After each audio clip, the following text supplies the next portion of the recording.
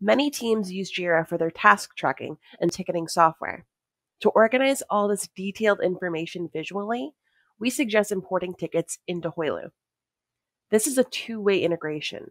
You can push changes to tickets back and forth between Jira and Hoylu. Once Hoylu is linked to Jira, you can drag and drop individual tickets or import them in bulk. You can also filter tickets by project, type, status, or even a custom criteria using your JQL strings. To import Jira tickets, you will need access to Jira to access your information and import tickets into Hoylu. However, once everything is in Hoylu, users or stakeholders who do not usually have access to Jira will still be able to read and view everything in Hoylu, making your project much more accessible and transparent.